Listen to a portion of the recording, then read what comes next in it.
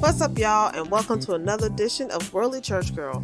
On today's show, it's a personal show, to be honest. My guest today is Brenda Cortez. She is a living kidney donor, and the reason why this show is dear to me is because my husband right now is actually on a kidney donor list. It was a great honor to find this lady and for her to share what she went through her process, and I wanted her to share that with my audience. With no further ado, Miss Brenda Cortez. I wrote as a children's book, not an adult book, to help children who have a parent, just because when I donated mine 14 years ago, my kids, they didn't have any resources out there. So that's why I wanted to do something for kids.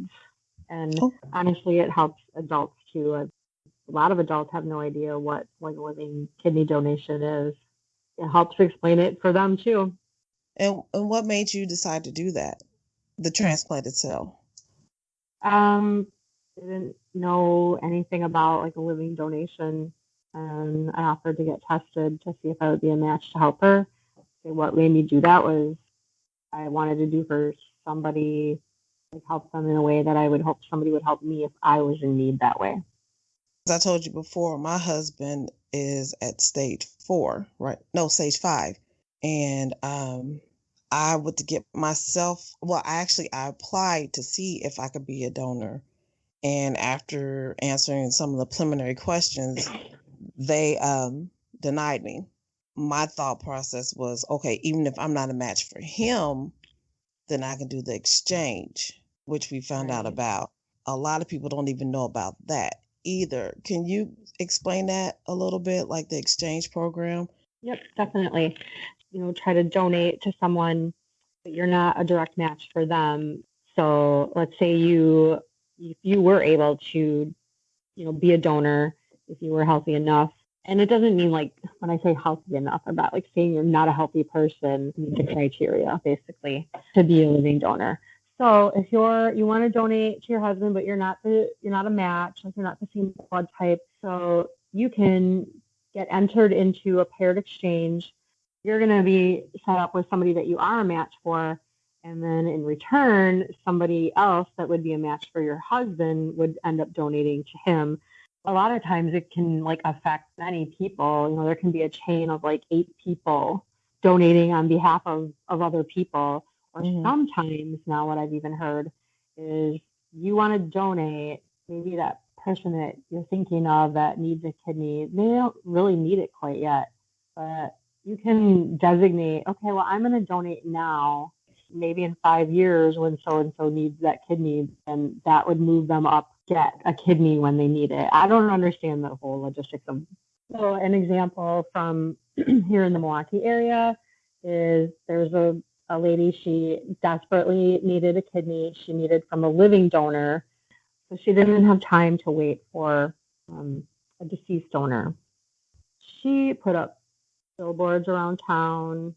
She, did a ton of Facebook stuff. So more and more people are, doing these things nowadays, taking action, going just above and beyond what people were doing in the past, especially if they're that desperate. So she did find somebody that was willing to donate.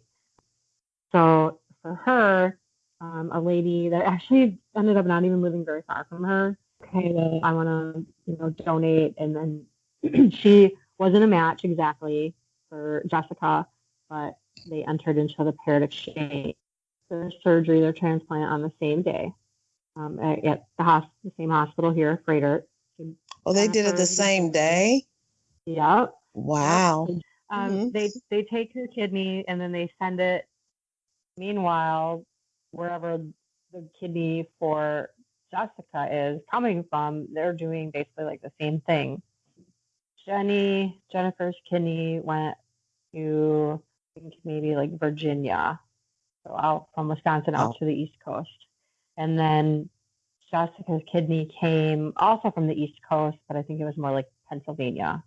And so then it came back for her. So ultimately it wasn't, Jenny's kidney that went into Jessica, but it was because of her she that was able to get a kidney. exactly. That's Yeah. awesome. So how's she doing?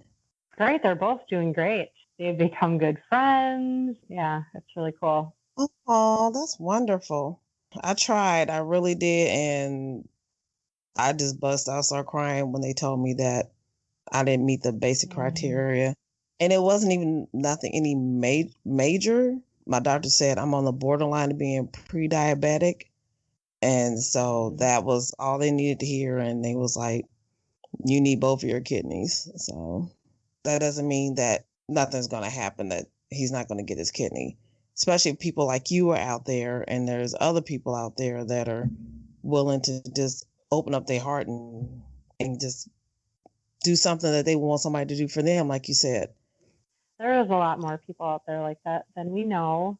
Just educate people about it. It's something that you can do and save someone else's Mm-hmm. life, and it's truly amazing, an amazing thing and an amazing feeling. I, highly suggest you can reach out to me.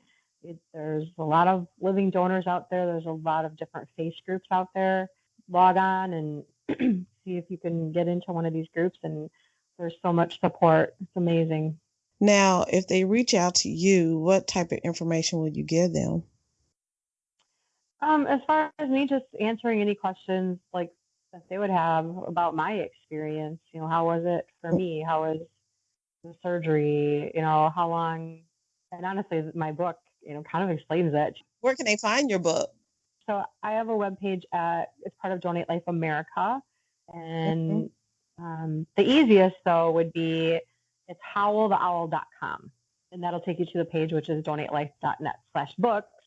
Mm-hmm. But it's easier for howltheowl.com, HOWL, theowl.com. And so they can check out all of the books that I've written. So there's 6 total. Yeah, and then Amazon as well. Well, I if someone just has a particular question too, they can email me at Brenda at howltheowl.com. Oh, the Facebook pages. Do you happen to know the name of any of them, or the Yes. one that you're Yes. okay? Yep. So, well, there's myself, and it's Brenda E. Cortez. So I use my middle initial. Mm-hmm. And why I end up doing that is because I ended up connecting with another lady that has my name, Brenda Cortez, and she's actually a kidney recipient from a living Wow. donor, her daughter.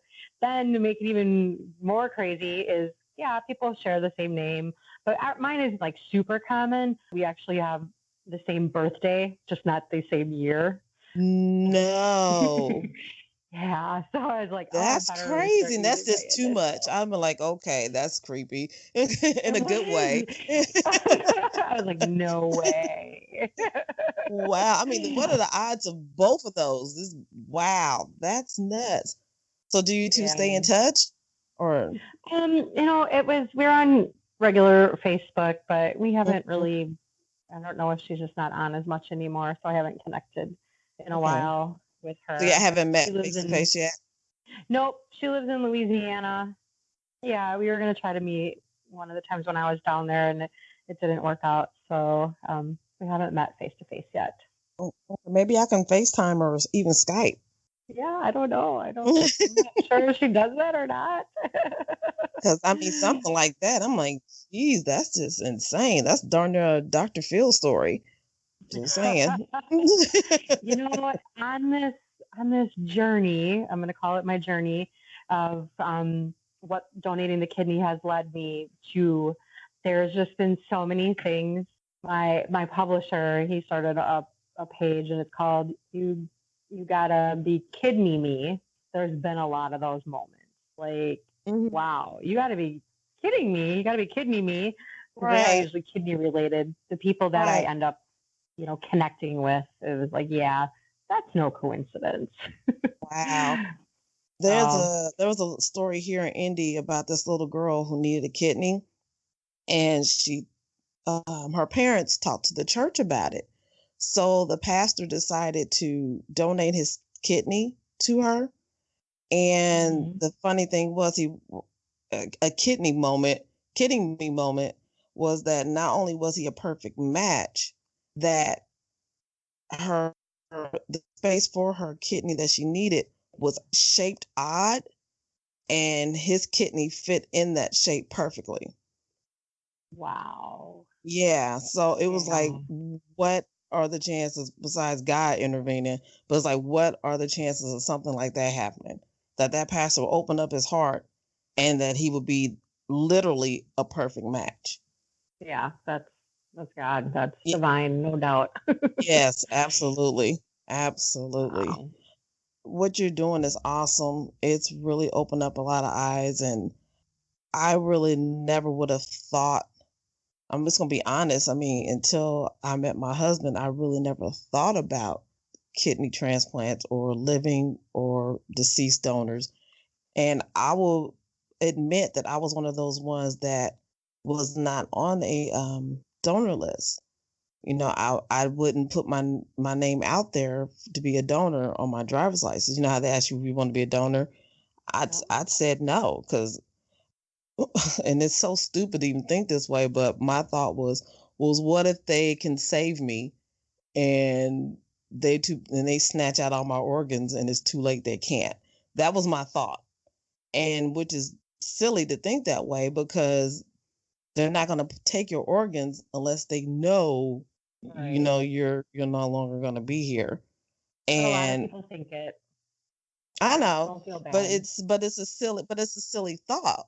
And it's like, one person's body can save 10 lives. I mean, or if not more. You don't know, because you decided that you're going to be selfish, or I'm going to say, I decided I was going to be selfish and not put myself out there like that.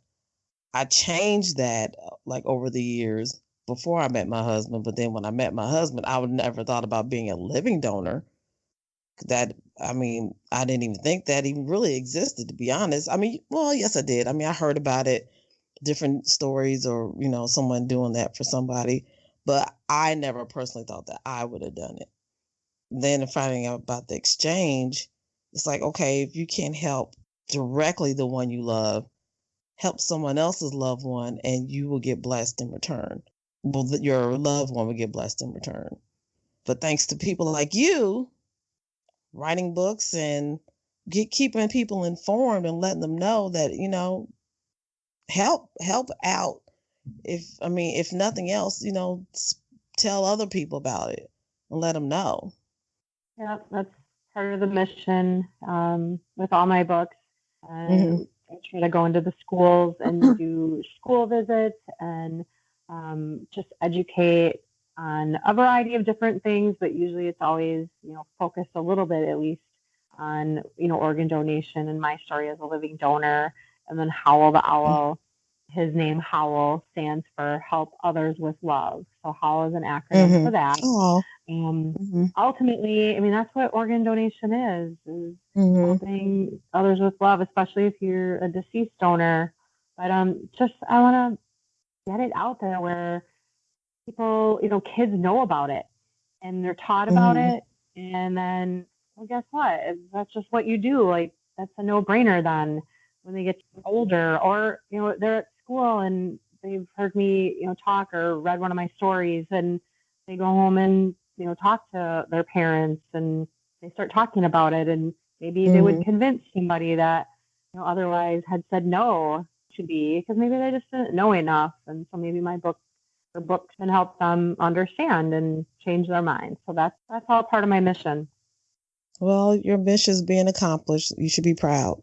And I just hope that this will help people open up their eyes even more, if not to help themselves if they're dealing with the same issue, but just to have that knowledge. And if they run into somebody who has that issue, they can share that knowledge with them.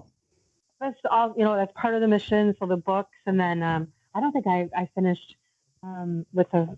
I said my Facebook page, my personal one, but then I've got two different Facebook pages for Howl. It says Hmm. Howl the Owl, and then there's another one, Howl the Owl on the Prowl. So he's a plush character as Hmm. well. So you Okay. can get one of his books, and then you can get him.